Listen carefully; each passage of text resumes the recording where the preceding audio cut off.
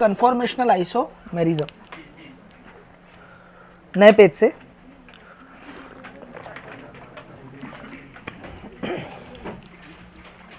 Basically stereo isomerism में हमने तीन चीजें पढ़ने रहती है। पहला कौन सा? स्ट्रक्चरल आइसोमेरिज्म, सॉरी हाँ ज्योमेट्रिकल आइसोमेरिज्म। दूसरा कौन सा? हाँ ऑप्टिकल आइसोमेरिज्म। और तीसरा कौन सा है? Conformer isomerism. ठीक है, तो बेसिकली हम लोग स्टीरियो आइसोमेरिज्म पढ़ रहे हैं। स्टीरियो आइसोमेरिज्म में जया बात को समझ, कॉपी में चेक करूंगा, मुझे को पूरा कंप्लीट चाहिए। ठीक है, स्टीरियो आइसोमेरिज्म में बेसिकली तीन हम आइसोमेरिज्म देखते हैं। दो तरीके का होता है स्टीरियो आइसोमेरिज्म, आपको पता है ये क्लासिफिकेशन मैंने पहले बताया। एक होता है कन्फिगरेशनल और एक होता है कन्फॉर्मेशनल। कन्फिगरेशनल मतलब जिनमें कन्फिगरेशन डिफरेंट होता है, जिस वजह से हमें आइसोमेरिज्म देखने को मिलता है। हाँ, तो कहने का मतलब ये है कि देखो कन्फिगरेशनल और कन्फॉर्मेशनल। कन्फिगरेशनल जिसमें कन्फिगरेशन डिफरेंट होता है, जिस वजह से हमें आइसोमेरिज्म देखने को मिलता है, ये दो तरीके का था, एक ज्योमेट्रिकल और दूसरा ऑप्टिकल। ज्योमेट्रिकल दो तरीके का हो सकता है। कैसे हो सकता है? जो है ना डायस्टेरियोमर है ना, जो इसमें हमने सारा सब कुछ देखा। ज्योमेट्रिकल में टाइप देखे कैसे कैसे होता है, कैसे कन्फिगरेशन होता है, सारी चीज़ें हमने देख ली। फिर ऑप्टिकल आइसोमेरिज्म में हमने देख लिया। ये तो बात थी कन्फिगरेशन डिफरेंट था। और दूसरा था कन्फॉर्मेशनल। कन्फॉर्मेशन मतलब कन्फर्म, ये ग्रीक वर्ड है। कन्फॉर्मेशन का मतलब होता है आइडेंटिकल, दे आर आइडेंटिकल, मतलब सेम मॉलिक्यूल होता है।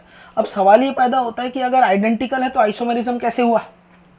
भाई आइसोमेरिज्म होने के लिए डिफरेंस होना चाहिए, और अगर आइडेंटिकल हो गया, वही मॉलिक्यूल अगर हो गया, तो वो किस तरीके से हमारे लिए आइसोमेरिज्म की क्राइटेरिया को फुलफिल कर रहा है। तो ये जो हम आइसोमेरिज्म पढ़ेंगे ना, ये सही आइसोमेरिज्म नहीं है, it is a false isomerism. सही नहीं है ना, झूठा है, मतलब असली आइसोमेरिज्म जैसा नहीं है।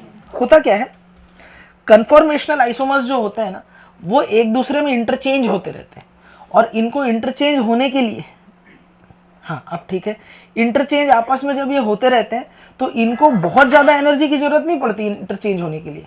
ये आसपास की सराउंडिंग की जो एनर्जी होती है उसी को लेकर के अपना काम चला लेते हैं, उसी में आपस में इंटरचेंज होते रहते हैं। तो इनको एक फॉर्म से दूसरे फॉर्म, दूसरे फॉर्म से तीसरे फॉर्म में आपस में बदलते रहते हैं, उलट पुलट चलता रहता है। मतलब कन्हैया मेरा बड़ा भैया, मैं बढ़ रहा हूँ उसका छोटा भैया, ऐसा चलता रहता है। बोलो बात क्लियर है? ठीक है, तो इस टाइप का रहता है, आपस में इंटरचेंज होते रहते हैं। तो अगर इंटरचेंज हो रहे हैं तो मुझे बताओ इनका आइसोलेशन पॉसिबल है क्या?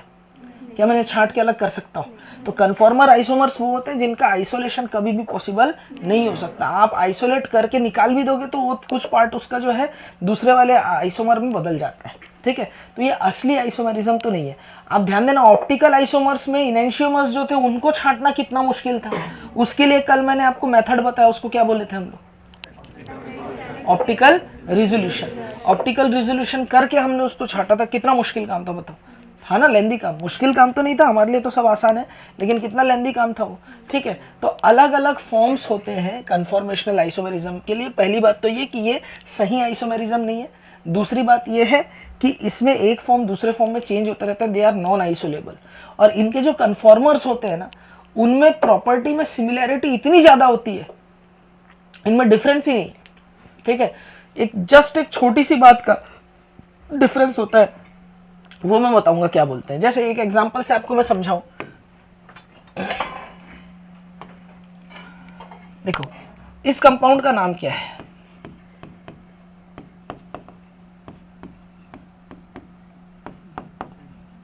बताओ। इथेन। Ethane molecule. ठीक है, इथेन मॉलिक्यूल का हमने अलग अलग प्रोजेक्शन पढ़ा हुआ है। अलग अलग प्रोजेक्शन कैसे पढ़ा हुआ है हमने? देखो, जैसे मैं फिशर बना सकता हूं तो फिशर प्रोजेक्शन होगा, इसका फिशर ही एक तरीके से, इसको ऐसे कर दूंगा तो फिशर प्रोजेक्शन हुआ। दूसरा इसका न्यूमैन प्रोजेक्शन देखते हैं।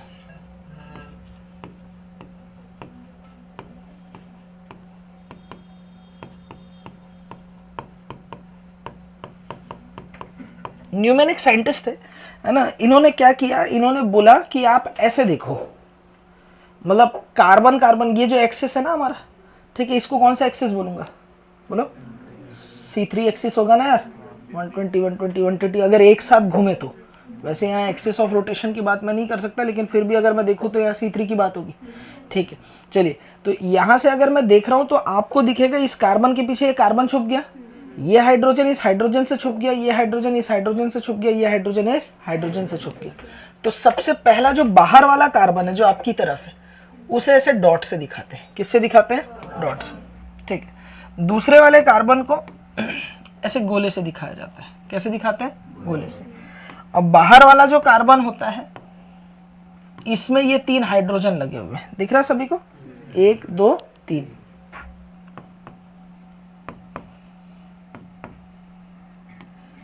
और अंदर वाला जो हाइड्रोजन है वो इसके पीछे छुपा हुआ है, उसे मैं ऐसे दिखा रहा हूं, ठीक है। ये जो प्रोजेक्शन है ये कौन सा प्रोजेक्शन है? Newman projection. अलग अलग एंगल से देख रहे हैं। एक होता है बेटा सी हॉर्स प्रोजेक्शन, वो जो होता है उसको ऐसे दिखता है, ऐसे घोड़े जैसा दिखता है ऐसा, ठीक है। ये बेकार चीज है, ये हमारे किसी काम का प्रोजेक्शन नहीं है। अलग अलग मतलब मॉलिक्यूल वही है, अलग अलग तरीके से देखने से, अलग अलग प्रोजेक्शन से कोई उसके ओरिएंटेशन में, कन्फिग्रेशन में कोई फर्क नहीं पड़ेगा। अब जरा समझना, ये जो इथेन मॉलिक्यूल है, ये जो बॉन्ड है, ये जो बॉन्ड है, ये कौन सा बॉन्ड है बताओ? Sigma bond. भाई सिग्मा बॉन्ड है, ठीक है। सिग्मा बॉन्ड के अराउंड क्या रोटेशन पॉसिबल है कि नहीं है मुझे बताया जाए। बिल्कुल रोटेशन पॉसिबल है। तो जैसे ये रोटेट होगा, अगर 60 डिग्री रोटेट हुआ तो ये बन गया, बोलो क्लियर है? और अगर 60 डिग्री फिर रोटेट हुआ तो ये बन गया, ठीक। फिर थोड़ी देर बाद रोटेट हुआ, ये बन गया, फिर थोड़ी देर बाद रोटेट हुआ, ये बन गया, बोलो क्लियर है?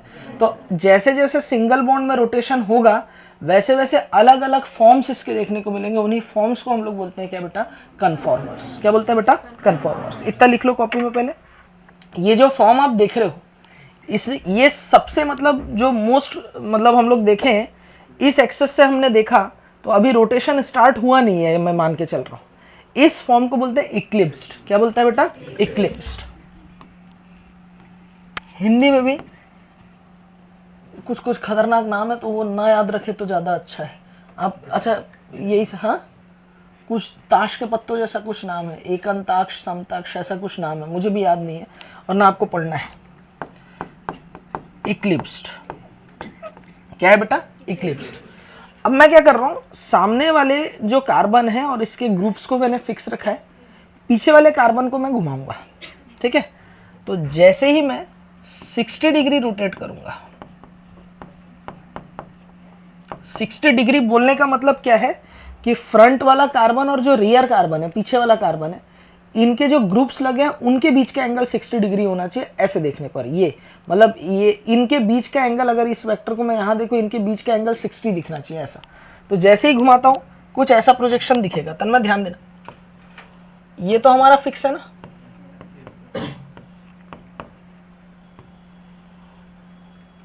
अब एक हाइड्रोजन यहाँ आ जाएगा, दूसरा हाइड्रोजन यहाँ आ जाएगा, तीसरा हाइड्रोजन यहाँ आ जाएगा, बोला आया। इनके बीच में ये एंगल कितना है? थीटा इक्वल्स टू कितना है? 60 डिग्री। समझ में आया? इस फॉर्म को बोला जाता है स्टैगर्ड। क्या बोला जाता है? स्टैगर्ड। अब जरा समझना, ये अच्छा स्टैगर्ड है, उसके बाद फिर अगला 60 डिग्री रोटेट हो जाएगा, फिर आपको क्या मिल जाएगा? इक्लिप्स्ड। बोलो क्लियर है? फिर और 60 डिग्री घुमाऊंगा तो फिर क्या मिल जाएगा? स्टैगर्ड। फिर 60 डिग्री घुमाऊंगा तो क्या मिल जाएगा? इक्लिप्स। फिर 60 डिग्री घुमाऊंगा क्या मिल जाएगा? स्टैगर्ड। फिर 60 डिग्री घुमाऊंगा क्या मिलेगा? इक्लिप्स। फिर 60 डिग्री घुमाऊंगा क्या मिलेगा? ध्रुव। स्टैगर्ड। फिर 60 डिग्री घुमाऊंगा क्या मिलेगा? इक्लिप्स। फिर 60 डिग्री घुमाऊंगा क्या मिलेगा? स्टैगर्ड। चलते रहता है ये सिलसिला, ठीक है। दिन, ये जस्ट वही बात है, दिन रात रात दिन। समझ में आ रहा है ना? है ना? वो चलता रहता है ऐसा लूप में। लेकिन समझना, लेकिन दिन रात के बीच में शाम भी तो आती है, क्यों लड़कों? और ऐसा कोई शाम नहीं जिस दिन हमने काम नहीं किया हो, है कि नहीं? मतलब हम पढ़ाई वढ़ाई करते रहते हैं उस समय में, कि सोते रहते हैं, कि बाहर घूमने जाते हैं। शाम को बैठ के पढ़ा करो। आप बचपन में पढ़ाई करते थे, शाम को खेल के आते थे, जैसे ही हल्का हल्का अंधेरा होता था हाथ पैर धो के आप पढ़ने बैठ जाते थे। आज भी वही रूटीन फॉलो किया करो। क्लास रहे तो आना है, नहीं रहे तो घूमने नहीं निकलना है। 2-4 लोग मुझे दिखते रहते हैं घूमते हुए, वो ना दिखे मुझे शाम को, ठीक है। चलो समझना। अब देखो, इस 60 डिग्री के बीच में कोई ना कोई एंगल और भी तो हो सकता है ना। 1 डिग्री हो सकता है, 2 डिग्री हो सकता है, 30 डिग्री हो सकता है ना? कोई भी एंगल हो सकता है। तो इसके अलावा अगर थीटा कोई अदर एंगल हो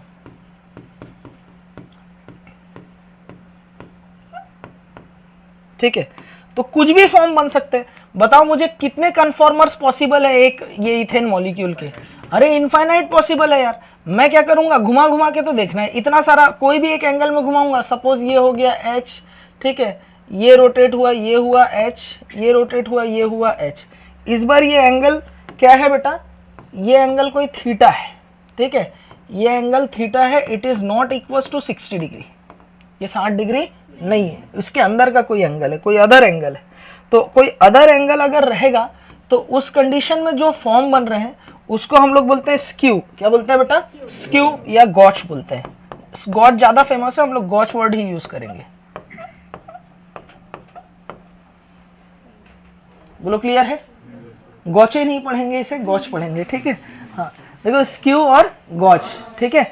अब ये गॉच ज्यादा फेमस है, दोनों का मतलब एक ही होता है, यही टर्म मैं ज्यादा यूज करने वाला हूँ। और जरा सुनना बात को, इसका मतलब ये हुआ कि अगर इथेन मॉलिक्यूल के लिए मुझे कन्फॉर्मर्स बनाने हो तो कितने कन्फॉर्मर बना सकता हूँ?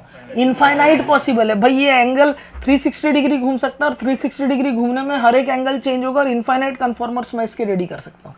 क्लियर है? और ये सब कुछ एग्जिस्ट करता है और सब आपस में इंटरचेंज होते रहते हैं। क्या मेरी बात आपको समझ में आई? ठीक है, लिख लो इसको। देखो, अगर स्टेबिलिटी की बात करूं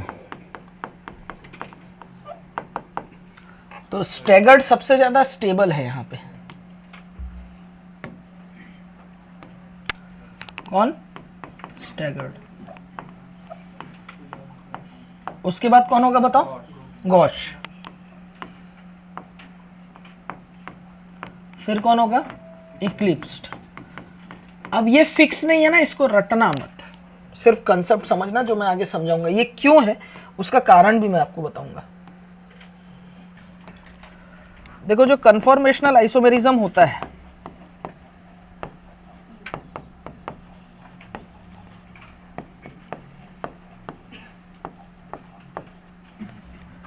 ये आइडेंटिकल होते हैं। क्या होते हैं बेटा? आइडेंटिकल होते हैं। अब अगर आइडेंटिकल है तो आइसोमर कैसे होगा, ये मन में सवाल आता है। तो पहली बात तो ये कि असली आइसोमेरिज्म है ही नहीं, ये एक तरीके का फॉल्स आइसोमेरिज्म है।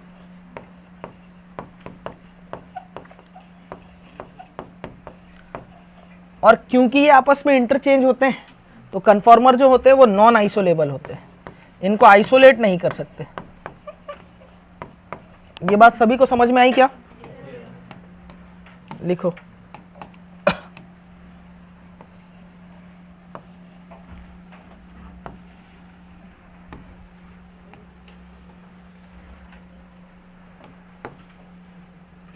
चलो जल्दी करो, ऑर्गेनिक खत्म करूंगा, उसके बाद फिर फिजिकल चालू करना है मुझे, ठीक है। कितने लोग से न्यूमेरिकल नहीं बनता? एक तो मैं जानता हूं, हाथ उठाओ। क्वेश्चन बनाने में मजा नहीं आता, कैलकुलेशन वीक है, कैलकुलेशन करते भी है तो गलत कर जाते हैं, ठीक है। तो मेरी फिजिकल केमिस्ट्री करके देख लेना बेटा, पूरी फिजिकल केमिस्ट्री आसान कर दूंगा, ये मेरा वादा है। लेकिन शुरू से आखिरी तक बने रहना, ठीक है।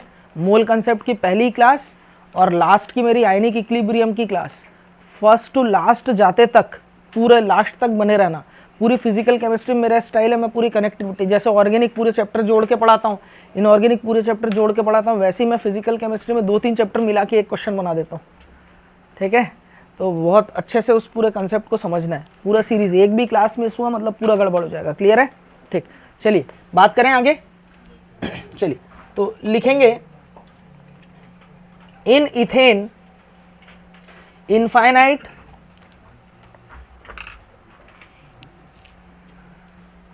काम की चीज है ये। इन ethane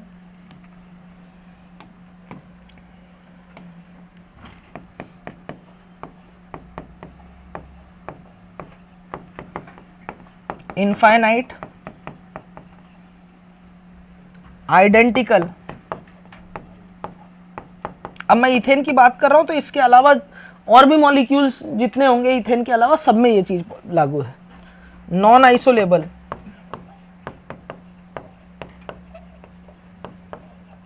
conformers are possible।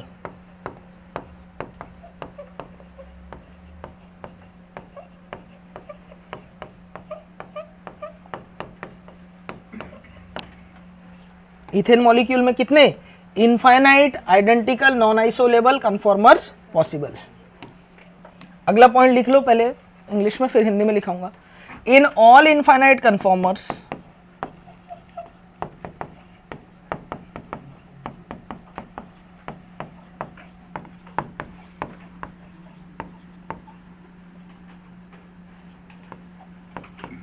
Bond angle, bond length,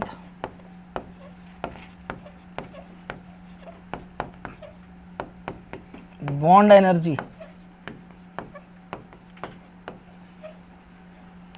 liver ध्यान दे, are constant only dihedral angle, only dihedral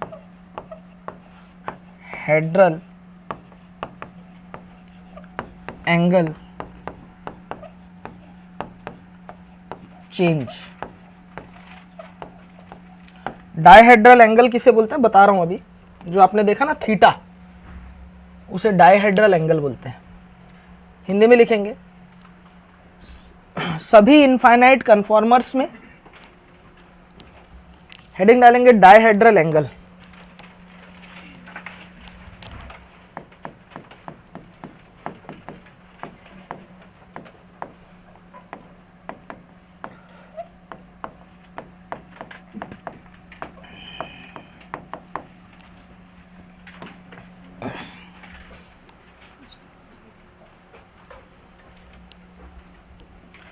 It is an interfacial angle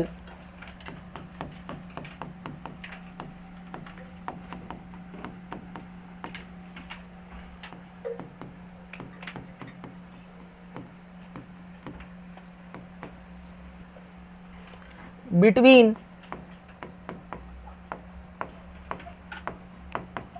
front and rear carbon hydrogen bond।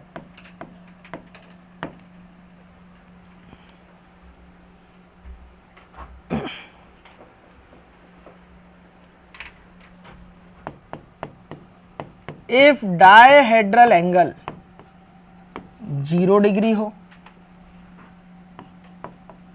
120 degree हो, 240 डिग्री हो और 360 डिग्री हो, तो बताओ कौन सा फॉर्म मिलेगा? इक्लिप्स्ड। देन इक्लिप्स्ड, ये आप समझ पा रहे? घुमा घुमा के देख लेना ना तो। हाँ, इथेन के लिए होगा, क्योंकि अगर मैं आऊंगा उस पे, तब मैं थोड़ा पेशेंस रखना पड़ेगा। मैं एक भूमिका बांध रहा हूँ यहाँ पर, पिक्चर अभी शुरू हुई है, अभी हीरो पैदा हुआ है, ठीक है, अभी धीरे धीरे बड़ा होगा। ऐसे नहीं वो लौट आया करके अचानक से बड़ा होके नहीं आ जाएगा, ठीक है, धीरे धीरे करके कहानी बताऊंगा, स्टोरी बताऊंगा, धीरे धीरे करके आगे बढ़ेंगे, है ना। ऐसा थोड़ी कि एक बार में, है ना।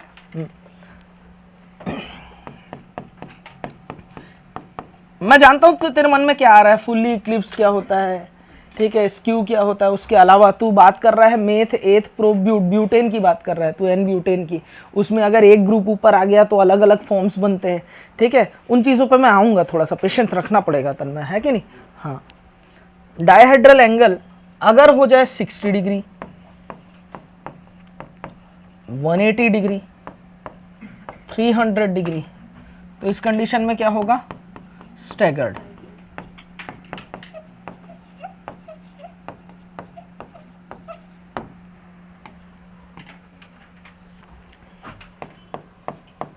अब कुछ स्ट्रेन के बारे में जानेंगे। स्ट्रेन अलग होता है, स्ट्रेस अलग होता है, आप फिजिक्स में पढ़ रहे होगे अभी। स्ट्रेन को हिंदी में क्या बोलते हैं? हाँ, वही स्ट्रेन और स्ट्रेस, आप जानते हो, आप फिजिक्स में इस टर्म को अच्छे से समझते हो, है कि नहीं, ठीक है। तो कुछ स्ट्रेन होते हैं मॉलिक्यूल्स में जो हमें पढ़ने हैं। सबसे पहला हम लोग पढ़ेंगे टॉर्सियोनल स्ट्रेन।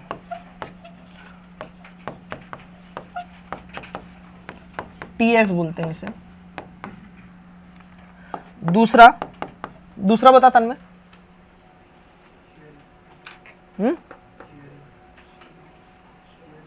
शेयर सोचिए ऐसा कुछ नहीं होता है ना।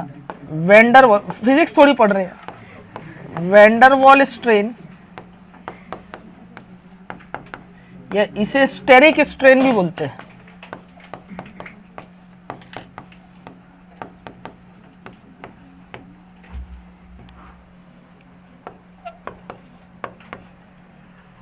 ज्यादा फेमस स्टेरिक स्ट्रेन। तीसरा स्ट्रेन भी हम लोग देखेंगे, एंगुलर स्ट्रेन। वैसे इसकी जरूरत हमें बाद में पड़ेगी जब मैं आपको पढ़ाऊंगा कार्ब कैटायन रीअरेंजमेंट।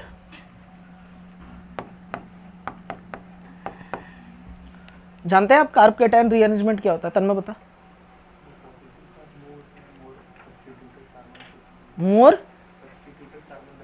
मोर सब्स्टिट्यूटेड कार्बन पे पॉजिटिव चार्ज शिफ्ट होता है, जितना तुझे याद है। बस काम निपटाने लायक पढ़ा है तो पढ़ेंगे कार्ब कैटायन रीअरेंजमेंट, लंबी कहानी है। किस किस में होता है, कहाँ कहाँ होता है?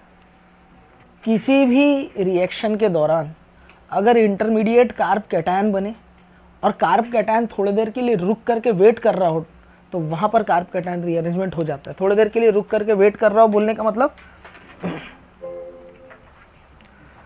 अगर वहाँ पर इलेक्ट्रोफाइल ऐसा हो जो खुद का लोन पेयर है, वहाँ कार्ब कैटायन रीअरेंजमेंट रुक जाता है।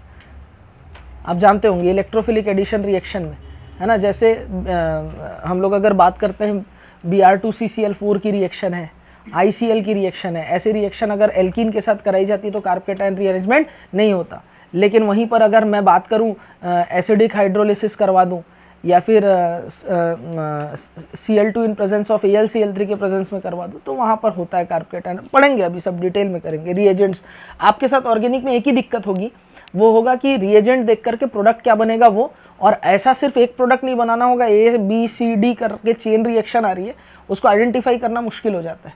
और रिएक्शन से प्रोडक्ट क्या बनेगा ये सबसे दिक्कत वाला मामला है, वो एकदम से हो जाएगा। क्लियर है? फ्लो के साथ चलना और रिवीजन पूरा रखना। लिख लो इतना। देखो वीडियो सोल्यूशन में एक दिक्कत हो गया, वॉइस ही नहीं आया, तो फिर से रिकॉर्ड करना पड़ रहा है हम लोग को थोड़ा, इसलिए देरी हो रहा है। ठीक है, जल्दी आ जाएगा, आज करते हूँ कुछ। उसमें हुआ था, उसमें आवाज़ आगे पीछे हो गया और थोड़ा वीडियो में लास्ट में वॉइस वगैरह का दिक्कत था, उसको करवाते। और आंसर की में भी एक एरर था, वो राहुल सर उसको करवा दूंगा, मैं अभी बता दूंगा आपको। क्लियर है? चलिए अब एक एक करके इन स्ट्रेन को जानते हैं। सबसे पहले लिखेंगे टॉर्सिनल स्ट्रेन। बातें ना करें।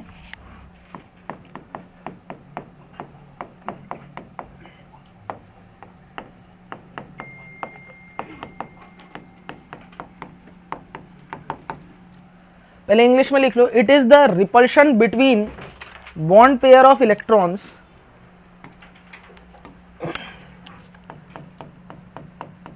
इट इज द रिपल्शन, सभी लोग लिखेंगे,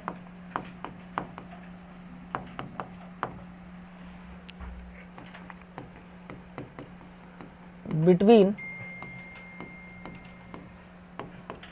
bond pair of electrons.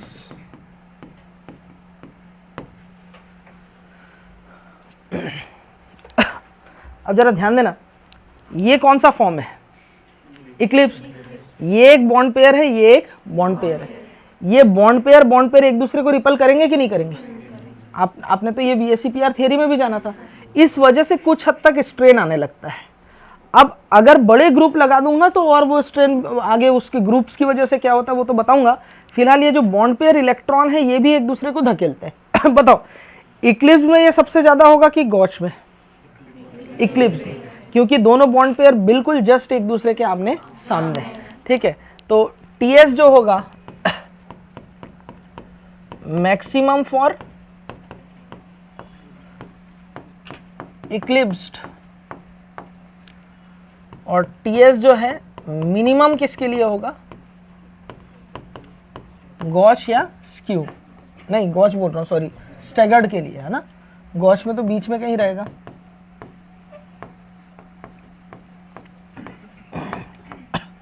Clear है? ये नाम आपको ऐसे ही ये टर्म्स याद रखने में, फिर से बोल रहा हूँ, ठीक है, हिंदी वालों को। अब इस बेसिस पे कौन ज्यादा स्टेबल हुआ, स्टेगर्ड की इक्लिप्स्ड? स्टेगर्ड ज्यादा है, और हमने लिखा भी वही है, देखो स्टेगर्ड जो है वो ज्यादा स्टेबल है एज कंपेयर टू इक्लिप्स्ड। ठीक है, चलिए उसके बाद लिखेंगे steric strain.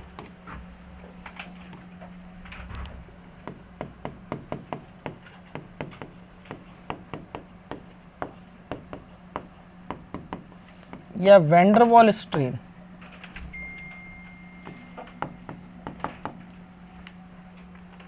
It is due to repulsion. It is due to repulsion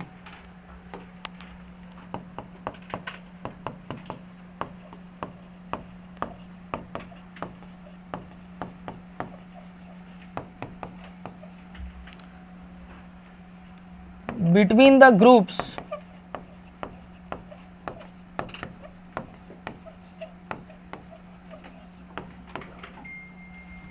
present at adjacent point.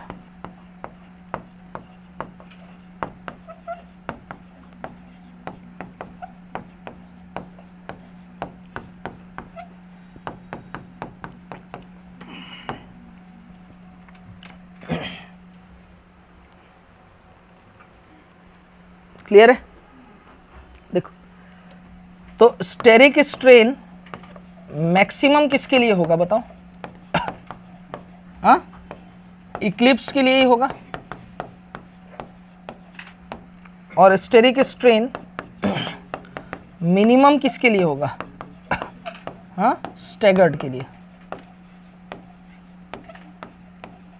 अब जरा बात को समझना, ये एटम के बीच का रिपल्शन जो है उसे बोलते हैं वैन डर वाल स्ट्रेन या स्टेरिक स्ट्रेन।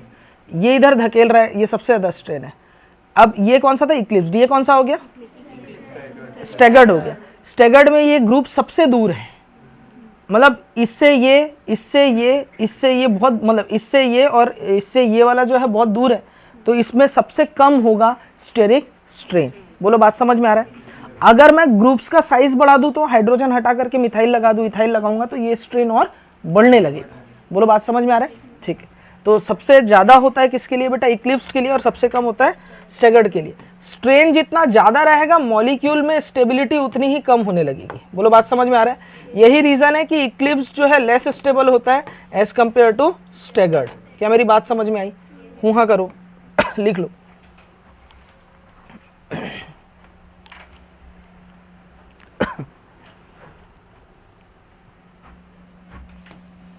अब हमारे काम का तो यही दोनों था, लेकिन तीसरा एक स्ट्रेन है जो ऑर्गेनिक केमिस्ट्री में जगह जगह यूज होगा, जिसे हम लोग बोलते हैं एंगुलर स्ट्रेन। ठीक है, या एंगल स्ट्रेन। वो सबसे इंपॉर्टेंट है, वो यहां यूज नहीं होगा, आगे इन फ्यूचर के लिए। तो स्ट्रेन जब पढ़ ही रहे तो एक बार उसको भी निपटा ही देते हैं हम लोग। क्या हो गया बेटा पन में? तीसरा angular strain.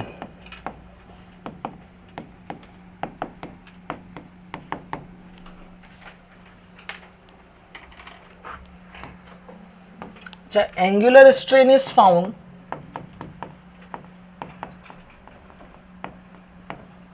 only in cyclic compounds। ये साइक्लिक कंपाउंड्स में मिलेगा। डेफिनेशन लिख लो। AS arises when there is deviation, पहले इंग्लिश में लिख लो फिर हिंदी में लिखवा रहा हूं। AS arises when there is deviation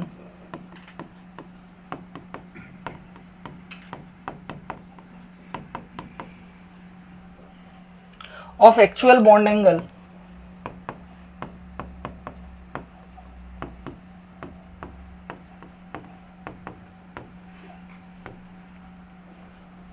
from the required hybridization bond angle।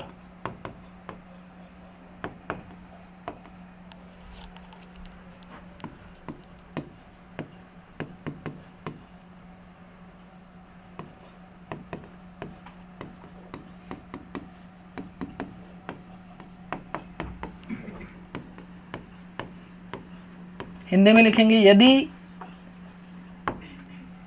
अणु में वास्तविक बंध कोण संकरण बंध कोण से भिन्न हो तो एंगुलर स्ट्रेन उपस्थित होता है। जरा समझो, ये एक साइक्लिक कंपाउंड है, नाम क्या है? साइक्लोप्रोपेन है। यहां जो कार्बन लगा हुआ है, कोई भी एक कार्बन की बात करूं, इस कार्बन का हाइब्रिडाइजेशन क्या है बताओ? sp3 hybridisation. तो अरे sp2 कैसे होगा यार? किसने बोला sp2? कौन बोला? sp3 होगा ना, 2 हाइड्रोजन है, 1 2 3 4 सिग्मा 0 लोन पेयर, तो sp3 हाइब्रिडाइजेशन। ठीक है, हाँ तो ही बोली थी ना, मालूम था मेरे को, sp3 हाइब्रिडाइजेशन। अब sp3 हाइब्रिडाइजेशन होने की वजह से एक्सपेक्टेड बॉन्ड एंगल क्या होना चाहिए? हाइब्रिडाइजेशन का बॉन्ड एंगल क्या होना चाहिए? 109 डिग्री 28 मिनट। लेकिन ज्योमेट्रिकल एंगल कितना है? रेगुलर पॉलीगन है ना, एक त्रिभुज है, ये ट्रायंगल है, तो इसका अगर मैं बोलूं ज्योमेट्रिकल एंगल वो कितना होगा?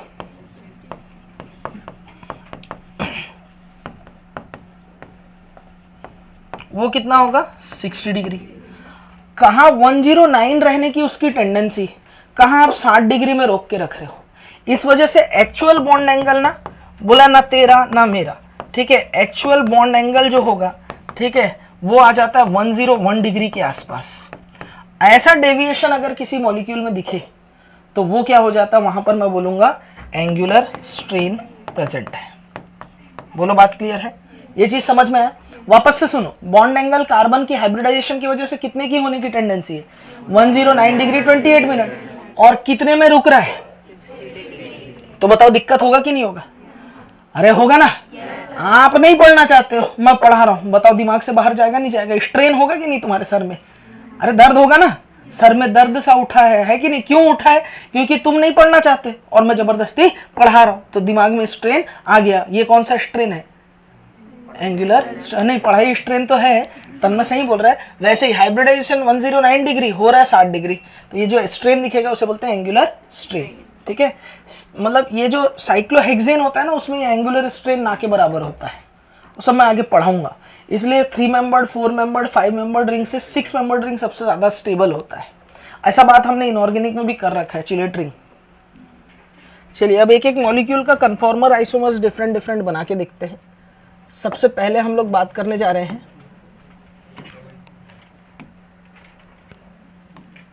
इथेन का। कौन सा मॉलिक्यूल? इथेन।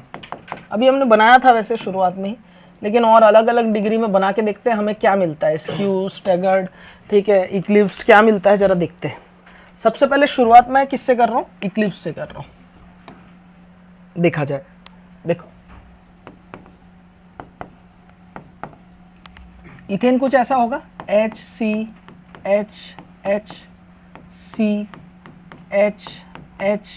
बोलो यही होगा? अरे हूँ हाँ करो, बोल के पढ़ो। ठीक, चलिए अब देखो इसका अलग अलग फॉर्म है।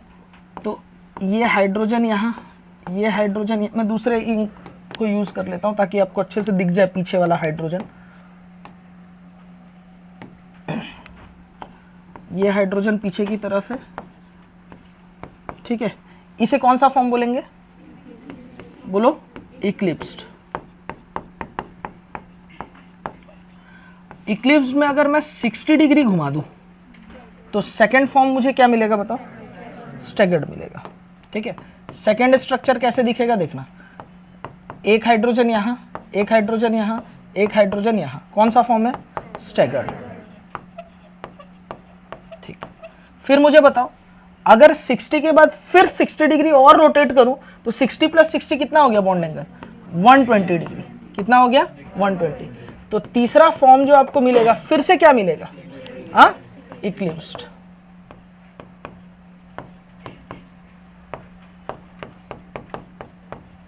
$60 120 डिग्री के बाद और 60 ऐड कर दो, कितना हुआ? 180 डिग्री। अगले 180 डिग्री में फिर ये जो फोर्थ वाला फॉर्म जो आपको देखने को मिलेगा, बताओ कौन सा होगा? स्टैगर्ड। ठीक है, ये यहां आ गया, ये यहां आ गया और ये यहां आ गया। फिर 180 डिग्री के बाद फिर 60 ऐड करो, कितना हुआ 240 डिग्री। 240 डिग्री में वापस से क्या मिल जाएगा आपको, इक्लिप्स्ड। और यही बात मैंने आपको बोली थी कि इक्लिप्स्ड स्टैगर्ड बनता रहता है। बताओ नेक्स्ट एंगल कौन सा होगा, 300 डिग्री होगा, और 60 ऐड कर दिया तो फिर अब क्या मिलेगा,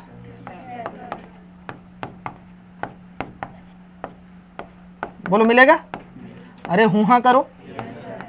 अब 300 के बाद वापस से मैंने कितना घुमाया, है ना, ये देखो 60, 120, 180, 300, फिर क्या आ जाएगा 360 डिग्री। 360 डिग्री घुमाने के बाद वापस से आपको क्या मिलेगा बताओ, इक्लिप्स मिल जाएगा। और 360 डिग्री के बाद हमारा रोटेशन भी कंप्लीट हो चुका है। क्या मेरी बात आपको समझ में आई? तो कितने कन्फॉर्मर बन रहे हैं देखो, 1 2 3 4, ठीक है, ये हो गया 5वां, ये हो गया बेटा 6वां, ये हो गया हमारे पास 7वां, ठीक है। लेकिन कितने कन्फॉर्मर्स बनेंगे करके अगर पूछे तो जरा समझना, एक ग्राफ देखेंगे हम लोग। क्या देखेंगे बेटा, एक ग्राफ। क्या देखेंगे, ग्राफ। तो पोटेंशियल एनर्जी डायग्राम देखने जा रहे हैं, समझना।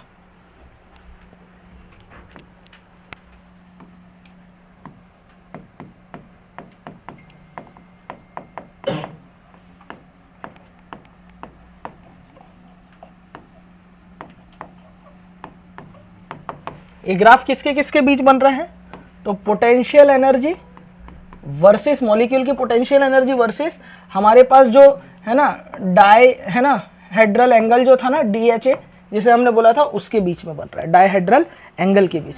तो कुछ साइन कर्व जैसा आपको देखने को मिलेगा। साइन कर्व कैसा होता है, आप लोग फिजिक्स में पढ़े हो कि नहीं पढ़े हो, मुझे बताओ, पढ़े हो कि नहीं। देखो ये हो गया हमारे पास में कौन सा एक्सिस बेटा, वाई एक्सिस। इसमें मैं पोटेंशियल एनर्जी कंसिडर करूंगा, क्या कंसिडर करूंगा, पोटेंशियल एनर्जी। और ये हमारे पास कौन सा हो गया बेटा, एक्स एक्सिस। समझ में आ रही बात क्या बोल रहा हूं, ठीक है। तो सबसे पहले देखो ये हमारे पास में क्या हो गया, पोटेंशियल एनर्जी हुआ, और ये क्या हो गया हमारे पास, डाईहेड्रल एंगल। बोलो क्लियर है। ये एंगल 0 डिग्री पे हमें क्या मिला था बताओ, 0 डिग्री में क्या मिला था, इक्लिप्स्ड, ठीक है। फिर 0 के बाद कौन सा डिग्री आया, 60 डिग्री, क्या मिला, स्टैगर्ड। क्या मिला, स्टैगर्ड। 60 के बाद कौन सा एंगल था बताओ, 120 डिग्री में क्या मिला था, फिर इक्लिप्स मिला था। 120 के बाद क्या आया, 180 डिग्री में क्या मिला, वापस से क्या मिला बोलो, स्टैगर्ड मिला। 180 के बाद कौन सा एंगल आया, 240 डिग्री। 240 डिग्री में क्या मिला, हाँ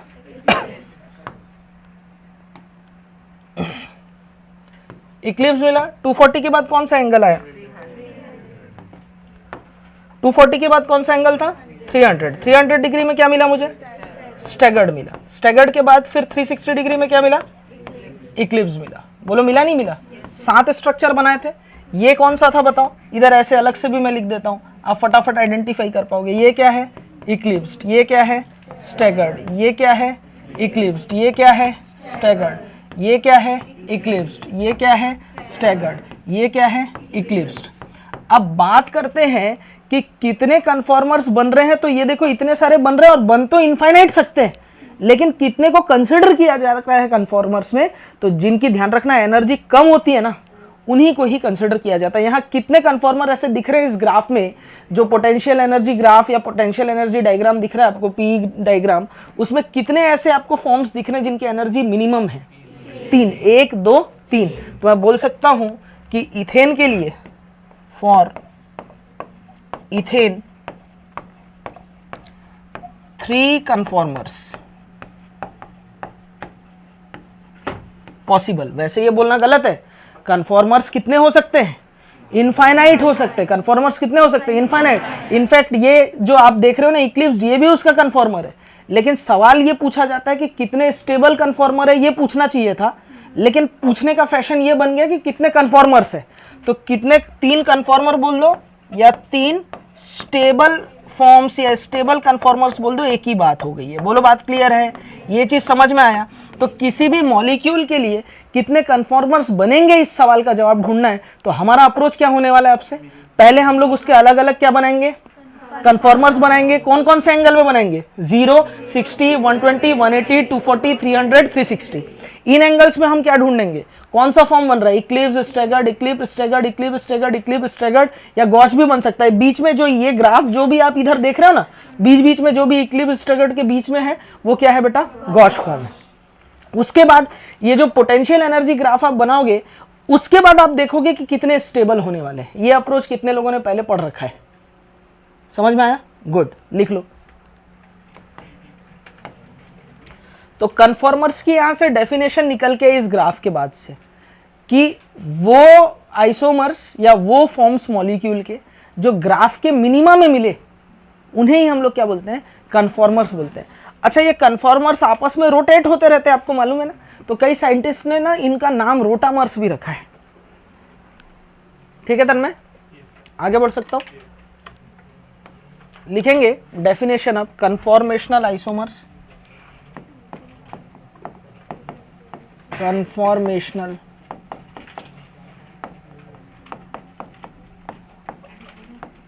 आइसोमर्स या कन्फॉर्मर्स बोल दो, या रोटेट होते रहते हैं तो रोटामर्स बोल दो।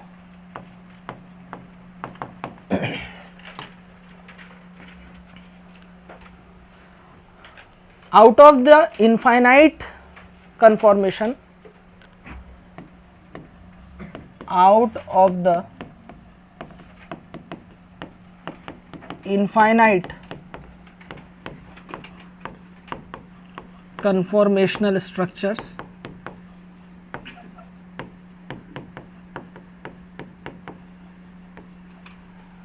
those which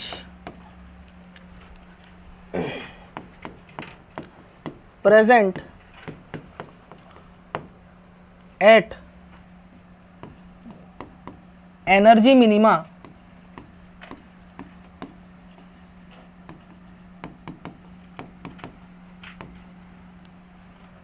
in curve are known as conformers.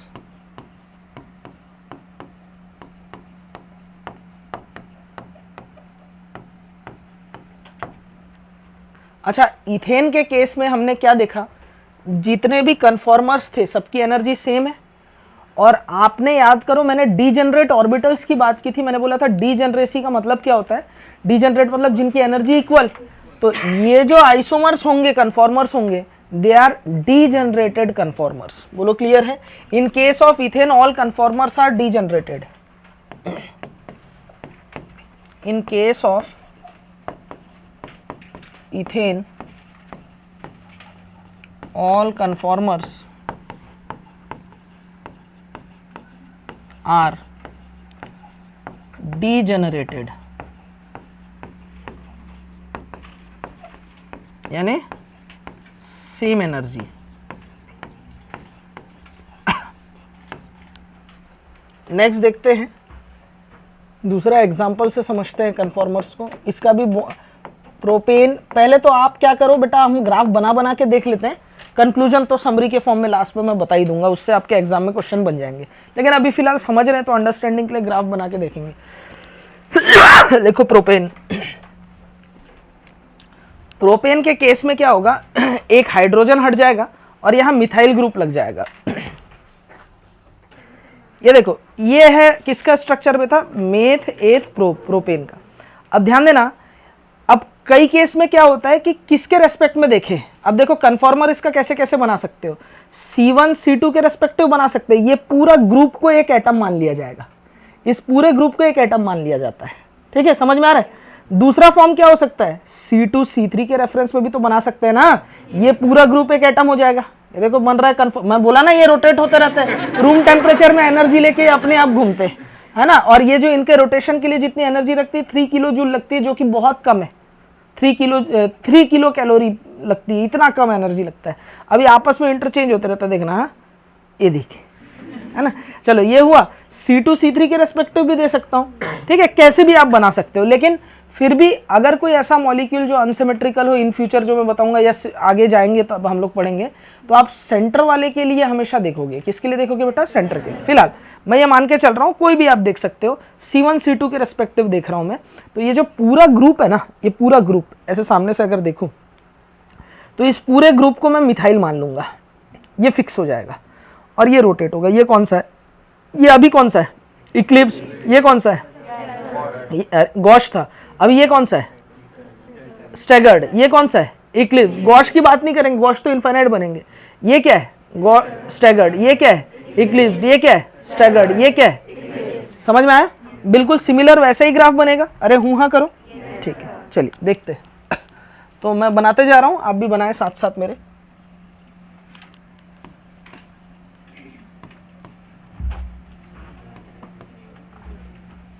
बना डालो, जल्दी करो, देखो मैं कितना फास्ट बना रहा हूं।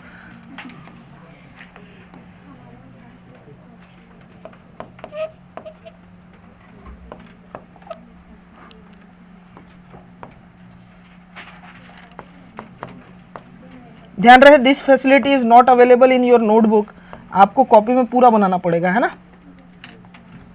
चलो इसका फिर से ग्राफ भी बना लेता हूं मैं। कितना तेजी तेजी से काम हो जाता है यार, फास्ट है कि नहीं।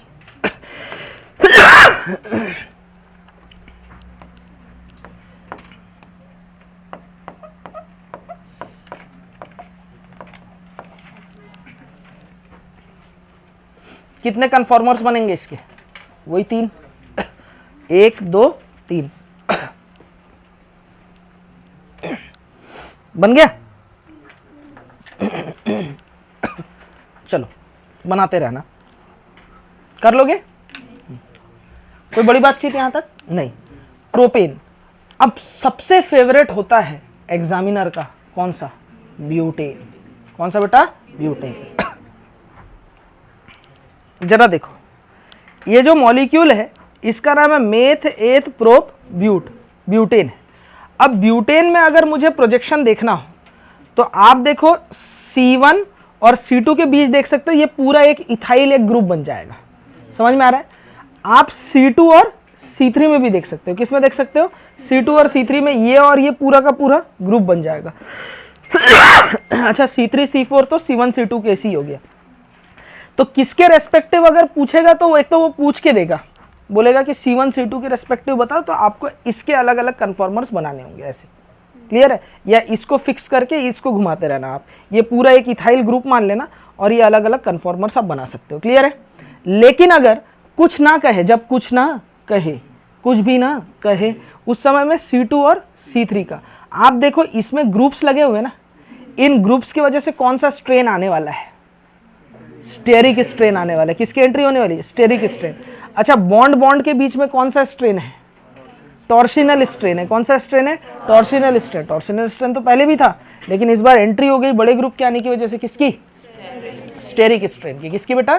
स्टेरिक स्ट्रेन की। और बात को समझो, स्टेरिक स्ट्रेन के बाद एंगुलर स्ट्रेन है क्या इसमें? बताओ। नहीं, क्योंकि ये मॉलिक्यूल साइक्लिक नहीं है। साइक्लिक अगर होता तो फिर एंगुलर स्ट्रेन आता। तो ये किसकी एंट्री अब हो चुकी है? स्टेरिक स्ट्रेन हो चुकी है। तो स्टेरिक स्ट्रेन के आने की वजह से यहाँ कुछ चेंजेस आपको देखने को मिलेंगे। इस बार मैं इक्लिप्स नहीं बोलूंगा। आप देखो पूरे इक्लिप्स हो ही नहीं, मतलब पूरे इक्लिप्स होने के लिए इनमें ये हाइड्रोजन हाइड्रोजन में बिल्कुल देखो ये टकरा रहे हैं, है ना। इसको रिपल्शन बोलते हैं, है ना। हाइड्रोजन जो होते हैं उनका रिपल्शन होता है। ये फुली इक्लिप्स्ड है। कौन सा है बेटा? फुली इक्लिप्स्ड है। और एक और इक्लिप्स्ड आएगा, वो पार्शियल इक्लिप्स्ड होगा। बाकी इक्लिप्स्ड कैसे होंगे? पार्शियल। स्टैगर्ड फॉर्म यहां नहीं होगा। क्या नहीं होगा बेटा? स्टैगर्ड। ये जो फॉर्म होगा ना, ऐसे आप जो बनाओगे, इसे अब स्टैगर्ड नहीं बोलेंगे हम लोग। अब स्टैगर्ड मतलब एंटी बोलेंगे। क्या बोलेंगे बेटा? एंटी। अब मैं स्टैगर्ड बोलने से बचूंगा, मैं क्या वर्ड यूज करूंगा? एंटी। इक्लिप्स नहीं बोलूंगा, फुली इक्लिप्स, पार्शियली इक्लिप्स्ड ऐसा बोलूंगा। बोलो बात समझ में आ रहा है? अरे हूं हाँ करो, ठीक है। अब एंटी और गॉच, एंटी गॉच ऐसा चलेगा। बोलो समझ में आ रहा है? ठीक, चलिए बताऊंगा अभी।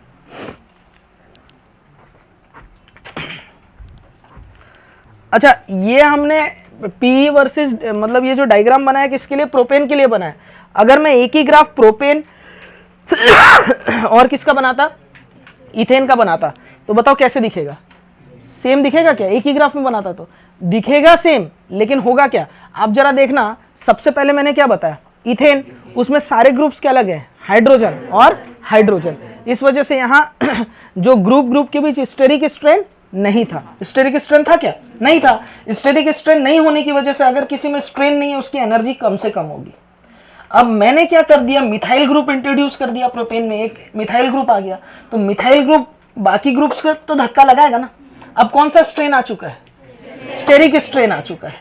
अब तीसरा वाला जो बनाऊंगा उसमें स्टेरिक स्ट्रेन और ज्यादा होगा। तो स्टेरिक स्ट्रेन आ चुका है, इसका मतलब ये होगा स्टेरिक स्ट्रेन आने की वजह से एनर्जी क्या हो जाएगी, बढ़ जाएगी, स्टेबिलिटी कम हो जाएगी।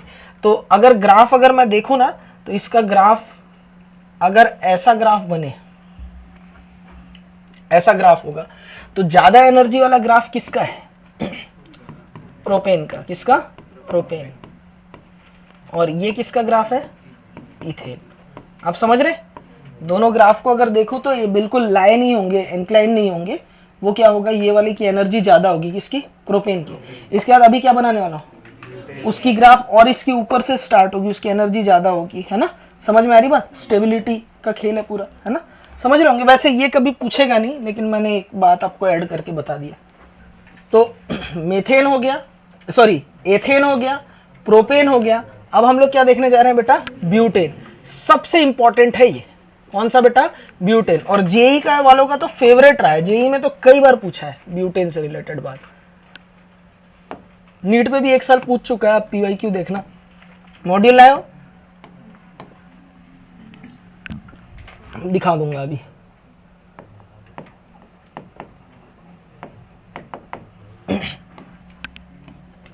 अच्छा, मॉड्यूल में एक आंसर की मैं करेक्शन, कल मुझसे कोई क्वेश्चन पूछने आया था, कौन बच्चा था? मॉड्यूल का क्वेश्चन किसी ने कल मुझसे पूछा था ना, ये वो वाला क्वेश्चन का आंसर करेक्ट करवाना, मुझे याद दिलाना, ठीक है? ब्यूटेन, मेथ, एथ, प्रोप, ब्यूट, ठीक है? जब कुछ ना कहे तो C2C3 सेंटर वाले जो बॉन्ड है ना, उसके अराउंड हम लोग देखेंगे। जब कुछ भी नहीं बोलता ना, तो जो सेंटर का बॉन्ड होता है उसके अराउंड हम लोग कन्फॉर्मर्स चेक करते हैं। तो सबसे पहला कन्फॉर्मर कैसे बनेगा जरा देखना आप।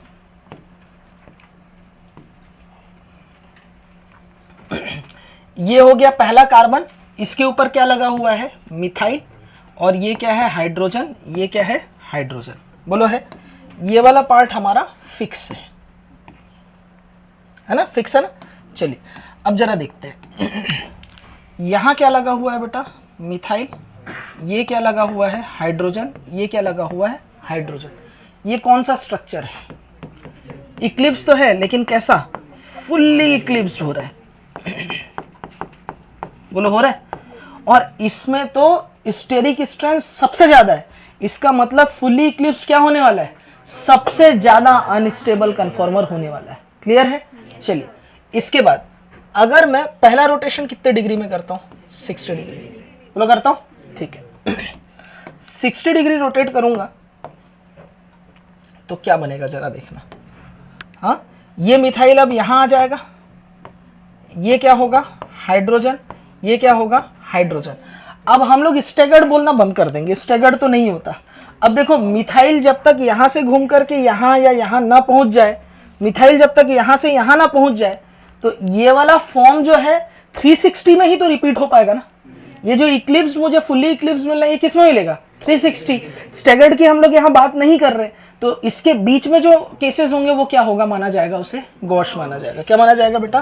गॉश। ये थोड़ा सा आप ध्यान रखेंगे। बोलो बात क्लियर है? ठीक है, चलिए बता रहा हूं, 2 मिनट रुकना। स्टैगर्ड जो था, अब उसका नाम 2 तरीके से रखा जाएगा, या तो गॉश या तो एंटी। एंटी कब आएगा जरा देखना। 60 के बाद कौन सा रोटेशन होगा बताओ? 120 डिग्री। जैसे ही 120 डिग्री रोटेट करूंगा, बताओ क्या बनने वाला है? कैसा कन्फॉर्मर दिखेगा आप मुझे बताओ। मिथाइल अब किधर आ जाएगा? इधर। बोलो आ जाएगा। यहां कौन होगा? हाइड्रोजन। यहां कौन होगा? हाइड्रोजन। ये इक्लिप्स बना क्या? हाँ, इक्लिप्स बना है, लेकिन कंप्लीट की पार्शियल, फुल्ली की पार्शियल। तो इसे हम लोग बोलेंगे पार्शियल इक्लिप्स्ड। क्या ये बात समझ में आई? 120 के बाद कितना रोटेशन होगा? 60 और ऐड कर दो, कितना हुआ? 180। 180 डिग्री जैसे ही रोटेट होगा, आप बताओ ग्रुप्स कैसे दिखेंगे? यहां कौन आ जाएगा? मिथाइल। यहां कौन आ जाएगा? हाइड्रोजन। यहां कौन आ जाएगा? हाइड्रोजन। क्या ये इक्लिप्स है? अगर नॉर्मल केस होता तो मैं ऐसे सारे ग्रुप सेम होता तो मैं वहां क्या बोल देता? इसे स्टेगर्ड बोलता, लेकिन अभी मैं स्टेगर्ड नहीं बोल सकता, तो मैं क्या बोलूंगा यहाँ पर? ये कैसा है? बिल्कुल दोनों जो सबसे ज्यादा रिपल्शन करने वाला ग्रुप एक दूसरे के बिल्कुल ऑपोजिट साइड में, यानी कि ये कौन सा फॉर्म है? एंटी फॉर्म है। मुझे एक बात बताओ, सबसे ज्यादा जो रिपल्शन करने वाले ग्रुप थे अब एक दूसरे से बहुत दूर हो गए, तो यहाँ पर वेंडरवॉल स्ट्रेन या स्टेरिक स्ट्रेन क्या होने वाला है? सबसे कम, यानी इसकी एनर्जी क्या रहेगी? कम, स्टेबिलिटी रहेगी ज्यादा। ये बात सबको समझ में है? चलिए 180 के बाद और 60 ऐड कर दो, कितना हुआ? 240 डिग्री।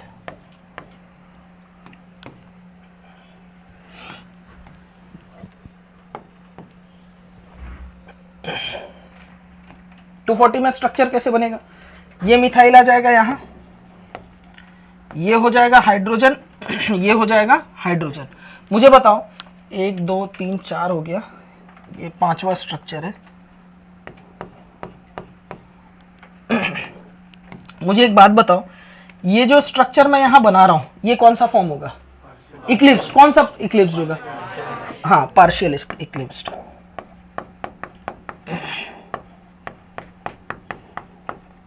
तो वहां पर इक्लिप्स्ड स्ट्रेगर्ड ऐसा चल रहा था। अब पैटर्न समझना है। Eclipsed, gauche, partial eclipsed, anti, partial eclipsed, फिर क्या आने वाला है? अब गॉच आने वाला है, जरा देखना। ठीक है, 240 के बाद कितना हो जाएगा? 300। जैसे ही 300 होगा तो बताओ स्ट्रक्चर कैसे बनाऊं?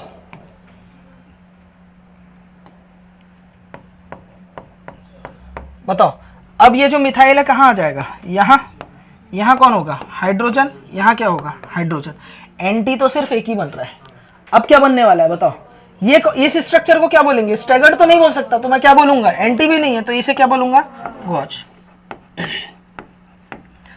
अब जैसे ही 360 डिग्री रोटेशन करूंगा, मुझे एक चीज बताओ, जो स्ट्रक्चर था वो वापस से क्या हो जाएगा? 360 डिग्री रोटेशन में कंप्लीट हो जाएगा। तो रोटेशन के बाद अब स्ट्रक्चर कैसे बनेगा? मिथाइल घूम करके यहां आ गया, यहाँ कौन होगा? हाइड्रोजन। यहाँ कौन होगा? हाइड्रोजन। समझ में आया? तो ये जो 7th स्ट्रक्चर वापस से मुझे क्या मिल गया? Fully eclipsed. मिला नहीं मिला? समझ में आया सभी को? क्लियर है? तो अब सवाल ये पैदा होता है, कन्फॉर्मर्स कितने बनेंगे? क्या बनेंगे? कन्फॉर्मर्स कितने बनेंगे? कन्फॉर्मर्स कितने बनेंगे ये देखने के लिए मुझे क्या बनाना पड़ेगा? पोटेंशियल एनर्जी ग्राफ बोलो बनाना पड़ेगा। उसमें जो मिनिमा पर होंगे उतने कन्फॉर्मर्स होंगे, और उसके जितने कन्फॉर्मर होंगे वो आपस में डीजेनरेटेड है कि नहीं, ये मेरा सवाल होगा, ये मैं आपसे पूछूंगा। तो सबसे पहले ये स्ट्रक्चर्स को आप टैली करो। आप इन स्ट्रक्चर को देखो, मैंने कितने स्ट्रक्चर बनाए ब्यूटेन के बताओ? हाँ, कितने बनाए? 7 स्ट्रक्चर, 1 2 3 है ना, और ये हो गया 4 5 6 7। इन 7 स्ट्रक्चर में एक खास बात आपको क्या नजर आई बताओ? सबसे लेस स्टेबल कौन सा होगा? Fully eclipsed. इसमें कौन सा स्ट्रेन सबसे ज्यादा है? Steric strain very high.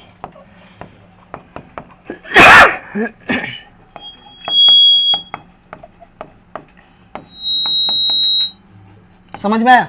और कौन सबसे ज्यादा स्टेबल है? एंटी। स्टेरिक स्ट्रेन मिनिमम, या जीरो तो नहीं बोल सकता लेकिन बहुत हद तक कम हो गया। तो सबसे स्टेबल है ये, मोस्ट स्टेबल स्ट्रक्चर है। नेताजी हंस मत, पढ़ाई किया कर क्लास में। मेरी क्लास में तमीज से और ढंग से बैठना, पढ़ने आना है तो ही आना। समझ में आ रहा है? इधर उधर मुस्कुराते नहीं रहना, इधर उधर बात नहीं करना। एक छोटा सवाल पूछता हूँ बता नहीं पाता, ठीक है? ऊपर से क्लास में तेरा ध्यान है नहीं, है ना? ध्यान दे इधर। क्या ये चीज समझ में आया सभी को? क्लियर हुआ? सभी लोग बताओ। ठीक है, चलिए अब हम लोग क्या बनाने वाले हैं? इसका पोटेंशियल एनर्जी डायग्राम।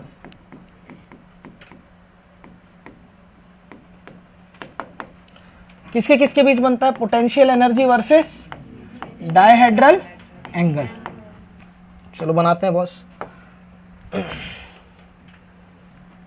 देखो ये कितना डिग्री है, 0 डिग्री, 60 डिग्री, 120 डिग्री, फिर 180 डिग्री, फिर 240, फिर 300, फिर 360। चलो 0 डिग्री में क्या मिला था? Fully eclipsed. बोलो मिल रहा था, ठीक है। 60 डिग्री में क्या मिला था? वॉश, ठीक है। 120 डिग्री में पार्शियल इक्लिप्स मिला था। देखो एनर्जी बढ़ गई, लेकिन पार्शियल। निकिता भाई इधर ध्यान दे दे, जो बात मैंने उसके लिए बोला वो तुम्हारे लिए भी अप्लाई होता है। मैं सभी से समान गुस्सा करता हूँ, सभी के ऊपर। समझ में आ रहा है? मेरे लिए कोई भेदभाव नहीं है। समझ में आ रहा है? मुझे एक्स एक्स एक्स वाई नज़र नहीं आता, मुझे सिर्फ दिखता है 46 क्रोमोसोम एक साथ। ठीक है, मेरे लिए बायोलॉजिकली थोड़ा बोल रहा था मैं, है ना। मेरे लिए लड़का लड़की में कोई भेदभाव नहीं है। उसको अगर मैं कोहनी मार सकता हूँ तो तुम्हें तो एक आध मुक्का रगड़ ही सकता हूँ मैं, है कि नहीं? हाँ, बड़ा भाई है तो इतना मेरा अधिकार है ना। मैं पढ़ा रहा हूँ तो ध्यान देना है, इधर पिटिर पिटिर बात नहीं करना है चुपचाप से। एक कॉलोनी के आंटी लोग करते हैं, इधर पल्लू लेके सत्संग में बैठे, दीदी आपको पता है वो उनके घर का लड़का ना भाग गया इसके साथ। वाह, ये उन कॉलोनी की आंटी लोग ऐसा खुसुर फुसुर करते। क्या हम कॉलोनी की आंटी हैं? नहीं है ना। नहीं, दूसरों से हमें कोई लेना देना नहीं, तो ऐसा कॉलोनी की आंटी वाला हरकत नहीं करना है, क्लास के बीच में खासकर। नहीं है बात समझ में? एक नंबर बात, इधर ध्यान देना है। तो मुझे ये बताया जाए फुली इक्लिप्स और पार्शियल इक्लिप्स में कौन ज्यादा स्टेबल होगा, है ना? क्यों? क्यों? हाँ बोल बेटा। क्योंकि उसमें, हाँ तो वही पूछ रहा हूं, क्यों होगा?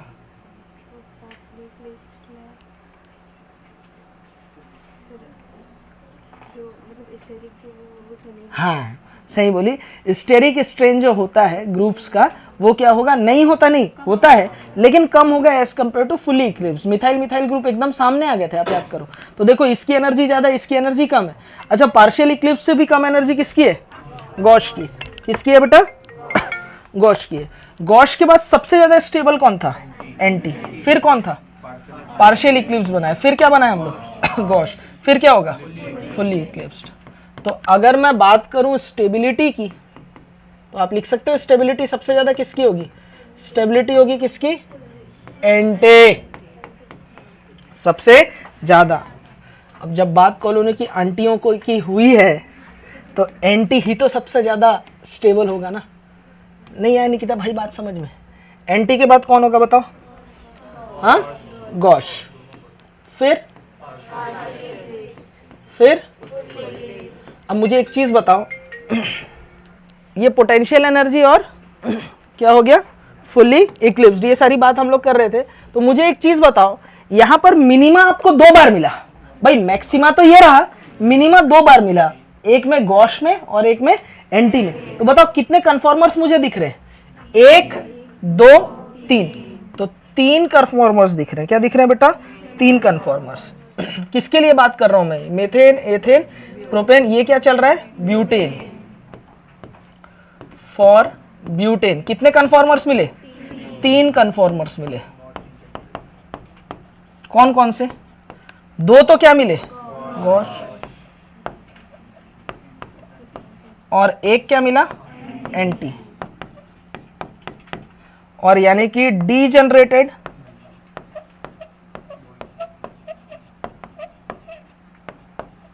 कन्फॉर्मर्स कितने हैं? वो 2 है। कौन से वाले? गॉच। दोनों के दोनों क्या है? गॉच है। ये सारे सवालों के जवाब आप दे सकते हो। और जो एंटी है वो क्या है बेटा? मोस्ट स्टेबल, मतलब ये वाला फॉर्म ज्यादा मिलेगा।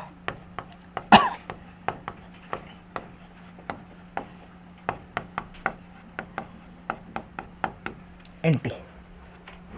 क्लियर हुआ? समझ में आया? ग्राफ बनाए।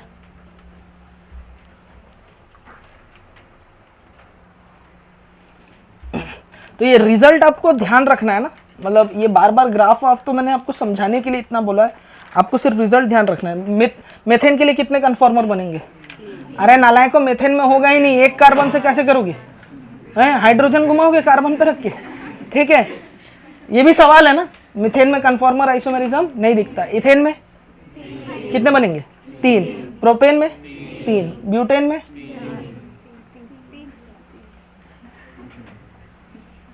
अच्छा, एथेन और प्रोपेन में क्या होते हैं, डिजेनरेटेड होते हैं, और तीनों के तीनों क्या होते हैं, स्टेगर्ड होते हैं, ठीक है कि नहीं।